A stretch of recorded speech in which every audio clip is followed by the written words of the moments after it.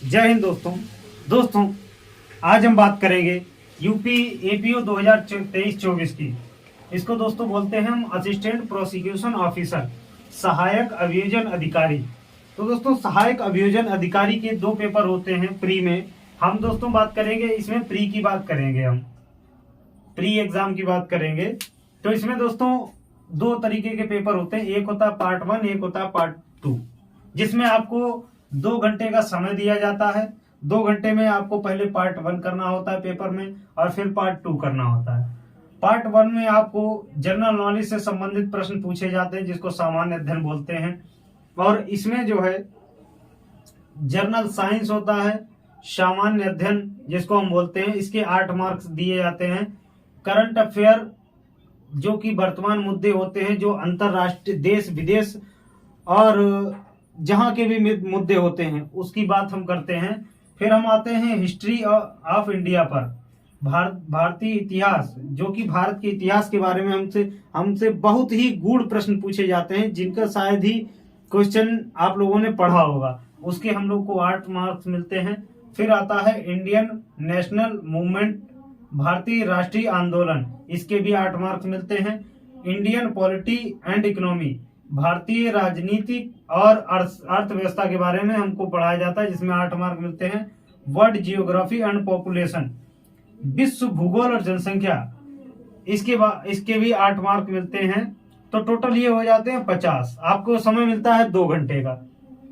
तो पहले पार्ट में आपसे पूछे जाते हैं 50 क्वेश्चन, जिसमें से 8 आपका सामान्य अध्ययन से हो गया, देश विदेश के मुद्दों से हो गए 10, भारतीय इतिहास से हो गया 8, और जो भारतीय राष्ट्रीय मूवमेंट है उससे हो गया 8, भारतीय राजनीति और अर्थव्यवस्था से 8, और 8 ही क्वेश्चन जनसंख्या और वर्ल्ड की जो स्थितियां हैं उसके बारे में पूछा जाता है। अब आते हैं दोस्तों पार्ट 2 की तरफ।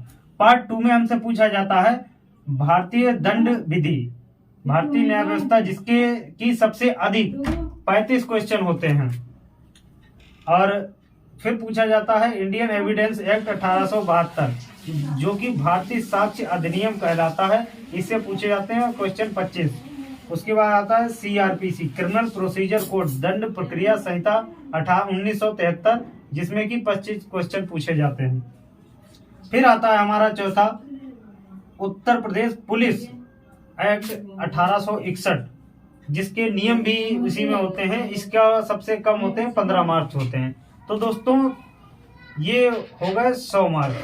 100 और 50 मिलाकर हो जाते हैं आपके 150 मार्क। ये 150 मार्क्स का क्वेश्चन पेपर होता है, जो कि आपको प्रीलिम्स एग्जाम में पूछा जाता है। अब बात करते हैं हम मेन एग्जाम के बारे में। तो दोस्तों अब हम जानते हैं मेन का सिलेबस। मेन का सिलेबस कैसा है, आइए देखते हैं। तो दोस्तों मेन के यूपी एपीओ के मेन के सिलेबस में 3 घंटे का आपको समय मिलता है, जिसमें आपसे जनरल नॉलेज के सवाल पूछे जाते हैं, यानी कि सामान्य ज्ञान। 100 नंबर का पेपर होता है।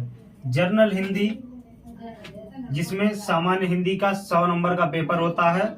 और क्रिमिनल लॉ एंड प्रोसीजर, आपराधिक कानून और उसकी प्रक्रिया के बारे में पूछा जाता है, जिसमें 100 नंबर का क्वेश्चन होता है। उसके बाद पूछाता है लॉ ऑफ एविडेंस, साक्ष्य के क्या नियम होते हैं, इनके बारे में जो है आपसे एपीओ के मेन एग्जाम में पूछा जाता है, जिसमें आपको 100 नंबर का जो है पेपर होता है।